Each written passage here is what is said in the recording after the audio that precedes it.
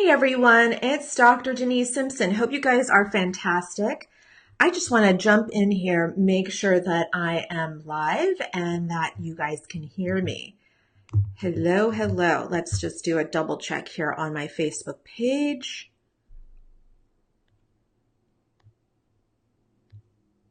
Yes, good, good, good. Excellent. We are here. Hi, welcome. This is Lead with Intent.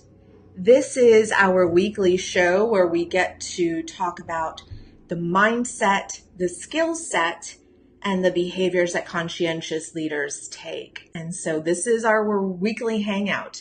If you are watching the replay, share your comments, share with us some comments below. As always, we appreciate engagement. And at the top of every session, we share our wins. So why don't we do that? Share any of your wins. Conscientious leaders, we get to celebrate each other. We get to celebrate in each other's successes. And so use the hashtag wins below so that we can celebrate you. So welcome everyone. So happy you guys are here with me. Let's get started on today's topic. And so today's topic is on how to prepare yourself for your next either leadership or career opportunity. And I have a 4-step process for you today. And so why this topic is important is because I get asked this often, either by students or by my clients. You know, we are always preparing for, you know, the other side of opportunities. We're always waiting for an opportunity. We're always looking to better ourselves. Sometimes the grass is greener on the other side, and sometimes it's not. And so I wanted to talk about how to actually prepare for these opportunities that you know, I'm sure will present themselves to you. And so, as I said, I get asked this often. And why do I get asked this often? I think it's because a lot of us are in positions where we are not truly fulfilled. We're not engaged with the organization. We're not committed to the organization or the mission or values of the organization. You know, it doesn't take long before we realize we are working for the wrong organization. If you are someone who is in that position right now, where you know that this position is not the end all be all, it's an opportunity right now to prepare yourself for the next level of success. And so if that's you, then this show is for you. And if you are fulfilled and content in your current role, fantastic. These steps should also serve you. So don't disconnect altogether. Stay with me for the rest of our show together.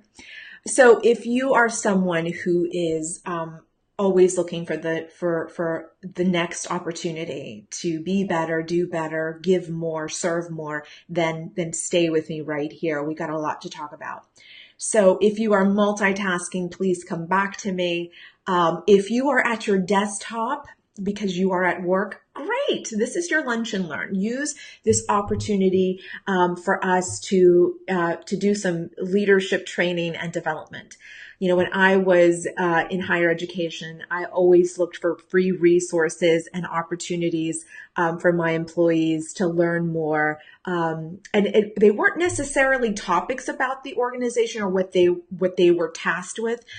They were personal development resources to help them outside of the organization because you know, a happy employee outside of the organization is ready to produce and be engaged and committed to the organization. So, you know, it was, it was advantageous for me to really help my employees through personal development. And so this is an opportunity for you in your organization to take 20, 30 minutes with me every Thursday so that we can learn together. Use this as a lunch and learn. Grab your lunch. If you have an office, close the door. Dedicate the next 20, 30 minutes with me, and do this every week with me so that we can learn and evolve together.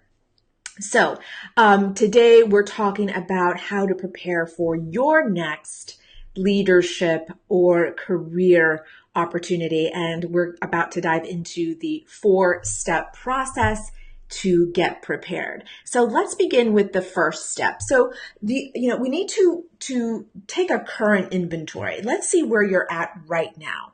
What KSAs, if you don't know this, KSAs stand for your knowledge, your skills, and your abilities. Let's take a current inventory of what those are. And so if you are someone who has a resume or a curriculum vitae, which is a CV, or a portfolio always at the ready, then good. You've got the next step ready. You are a step ahead of us. What I want for you to do is take that current leadership inventory. Jot down those knowledge, the skills, and the abilities that you have garnered and earned from previous positions, and what you are doing currently today.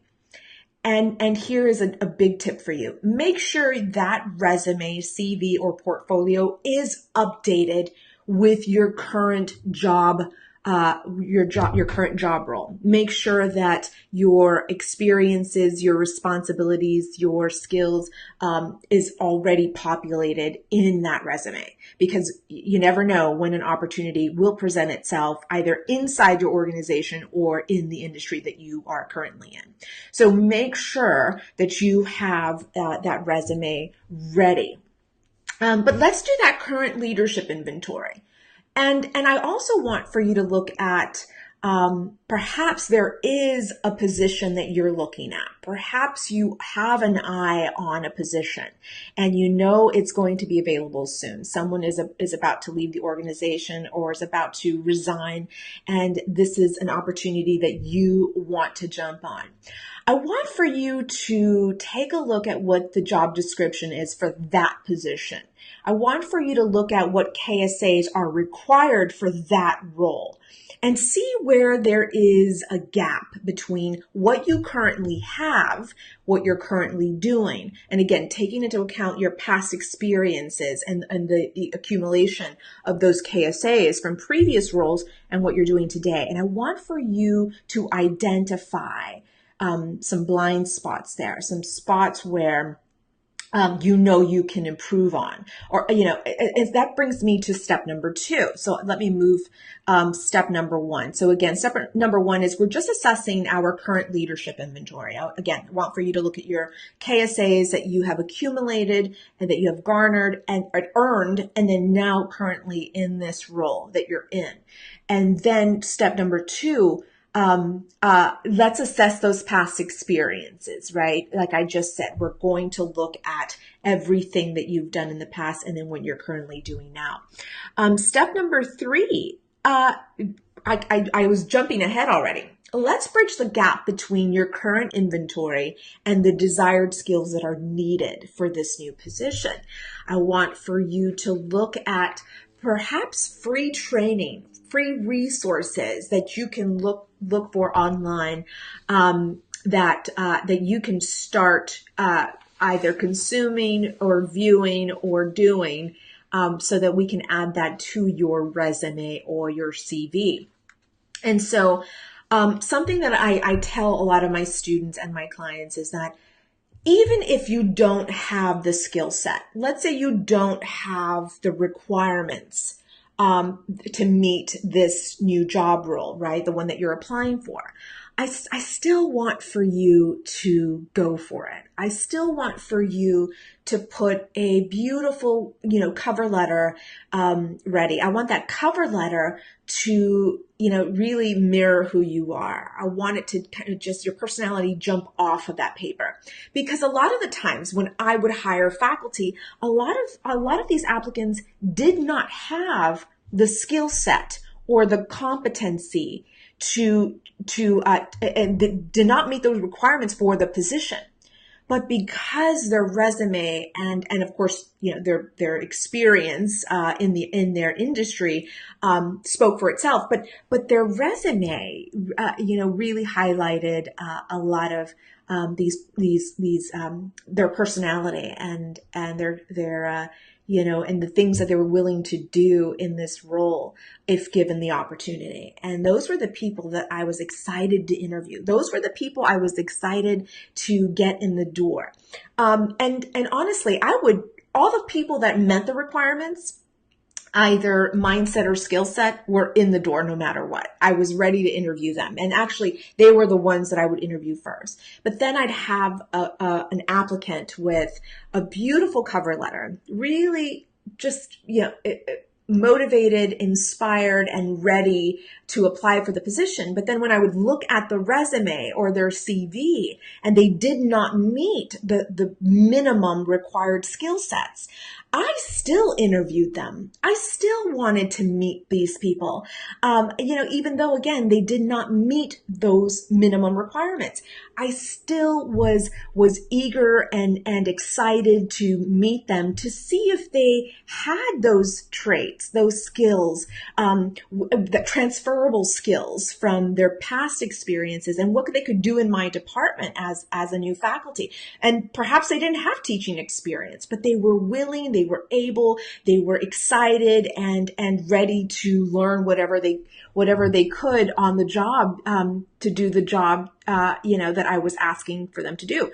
So those were the folks that I got mostly excited about because I knew they wanted to teach and I knew they wanted to be in my department and they were willing and eager and ready to do whatever was needed to get the job done. So the point I'm making right here is even if you don't have the minimum requirements, I still want for you to apply. I still want for you to go for that job.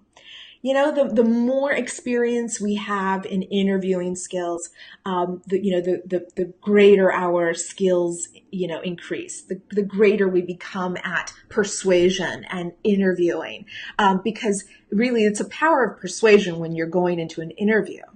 You're presenting your skill set. You're coming in with confidence. You're coming in with the mindset that is necessary for the position. You may not have the skills, but you've got some, and this is now your opportunity to leverage those skills and persuade the hiring manager. Share with them why you should be why you should be considered for this position. So if you're jumping on, say hello. If you're watching the replays, say hello. We always appreciate engagement. And I'll just do a quick recap here. Step number 1, we are looking at your current leadership inventory. And by the way, what we're talking about, let's take this a few steps back. We're talking about how to prepare for your next leadership or career opportunity. And I have a 4-step process, and we are going through the steps right now together. So first, I want for you to do an assessment of your current leadership inventory.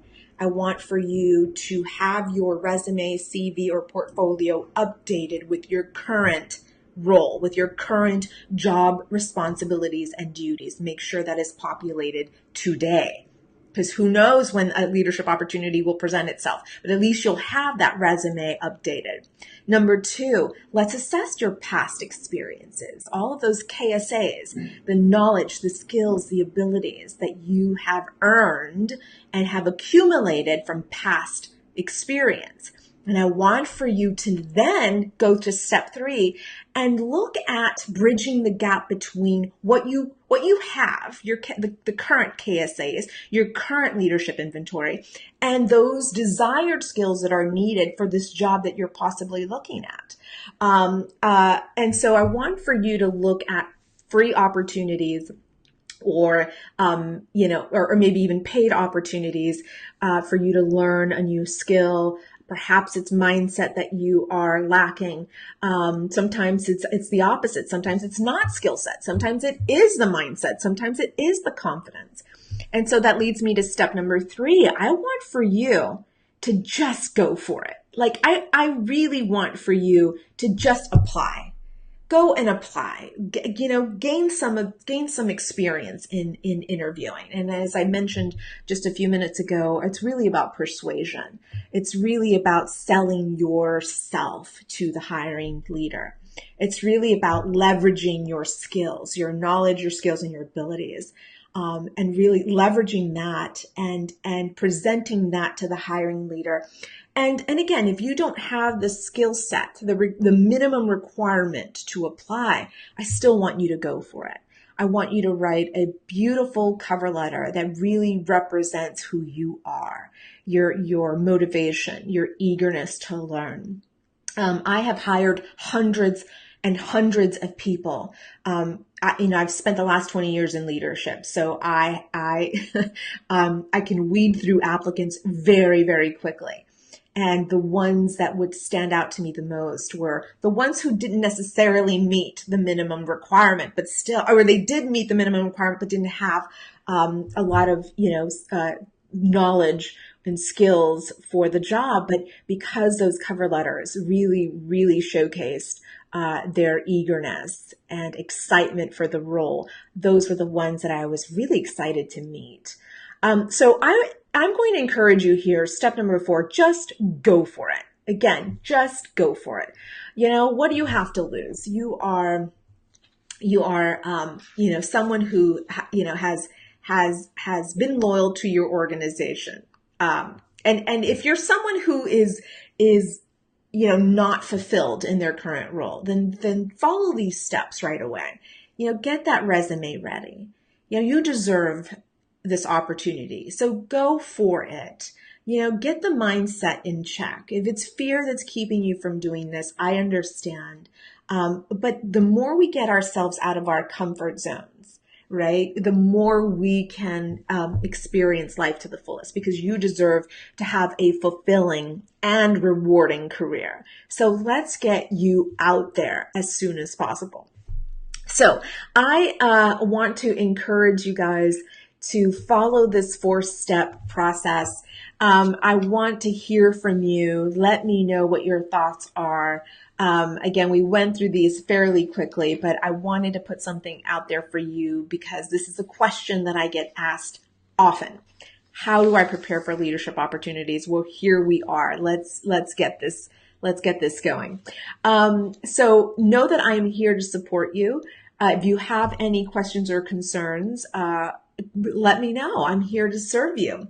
Also, if you are interested in my guiding principles so that you can build a strong leadership foundation, I've got a gift for you. I will make sure that is in the post here so that you guys can go in there and grab that as soon as possible. So thank you all so much for your time today. I'm wishing you a fantastic afternoon. And I will be with you next Thursday, same time, same place, so we can talk about leadership. Thank you guys so much, and I'm sending you all my love. Take care.